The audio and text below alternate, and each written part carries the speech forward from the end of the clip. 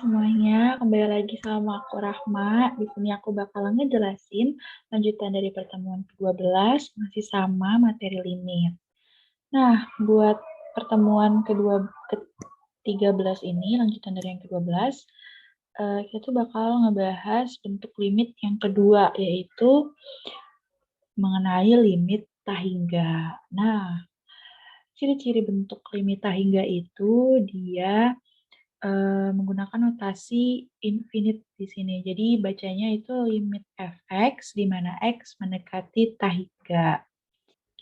Nah, untuk cara penyelesaian yang pertama itu, apabila jika lim fx, x mendekati limit, bentuknya x mendekati tahingga, bentuknya tahingga per tahingga. Maka pembilang dan penyebutnya dibagi dengan x pangkat tertinggi. Nah, di sini itu untuk pembilang pangkat tertingginya itu ada di x kuadrat dan penyebut ada di x kuadrat. Maka di sini kita bagi semuanya dengan pangkat tertingginya x kuadrat. 4x kuadrat per x kuadrat dikurangi 6x per x kuadrat ditambah 1 per x kuadrat per 2x kuadrat per x kuadrat plus 7x min x kuadrat. Lalu kita selesaikan, 4-nya kita coret, 4x kuadrat per x kuadratnya kita coret, x kuadratnya sisa 4. Terus 6x per x kuadrat, x-nya sisa 1, jadi 6 per x. Terus 1 per x kuadrat tetap, karena tidak ada yang bisa dicoret, per 2 ditambah 7 per x. Nah, kalau misalkan dia itu bentuknya per x atau per x kuadrat, artinya sudah tidak bisa diselesaikan lagi, maka kita langsung ganti nilainya menjadi 0. Di sini, maka diselesaikan 4 minus 0 minus 0, 2 ditambah 0. Jadi hasilnya adalah 4 per 2, 4 bagi 2 adalah 2.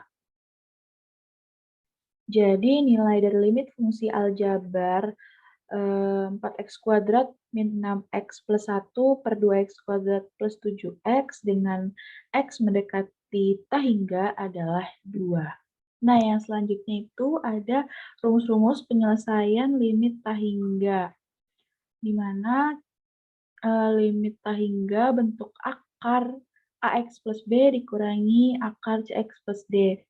Itu hasilnya limit tahingga, itu hasilnya tahingga untuk A lebih dari C. Hasilnya 0 apabila nilai A sama dengan nilai C, dan hasilnya minus tahingga untuk A kurang dari C. Nah, di sini ada yang rumus. Yang pertama itu, kalau misalkan bentuknya ada pangkat M, dan pangkat sebelumnya itu M-1, artinya pangkatnya berurutan. Jadi di situ syarat penyelesaiannya itu jika M lebih dari N, maka langsung jawabannya itu tahingga. Kalau pangkat M sama pangkat N-nya sama, maka kita langsung bagi A per P. Lalu jika pangkat M kurang dari N, itu hasilnya 0. Lalu rumus yang kedua itu apabila dia dalam akar, dan akarnya tersebut memiliki pangkat yang sama. Jadi di sini x kuadrat, x, x. Jadi dapat kita langsung selesaikan dengan rumus B min Q per 2 akar A. Jika A sama P-nya itu memiliki konstanta yang sama. Misalkan di sini 2x kuadrat, maka di sini juga harus 2x kuadrat. Maka kita bisa menggunakan rumus yang B min Q per 2 akar A ini. Tapi kalau misalkan A-nya lebih besar, misalkan A-nya 4, P-nya 2, maka hasilnya langsung tahingga.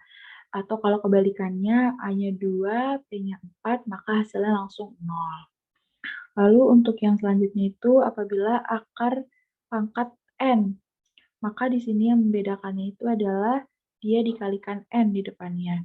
B min Q per 2 dikali akar A pangkat N min 1. Itu sama jika syaratnya A sama dengan P, artinya di sini 2, di sini 2. Kalau misalkan di sini A-nya 4, P-nya 2, maka hasilnya langsung tahingga. Apabila kebalikannya di sini 2 di sini 4, maka hasilnya adalah 0. Baik, sekian merupakan penjelasan untuk materi dari pertemuan ke-13 ini.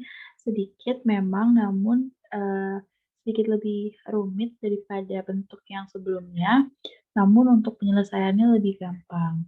Maka untuk eee, memperlancar dan memperdalam materi lagi, bakalan kita lanjut ke next-nya yaitu latihan soal.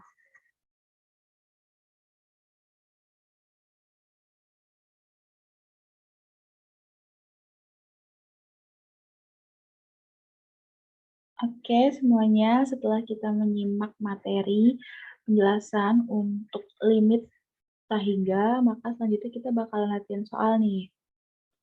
Nah, di sini aku ada soal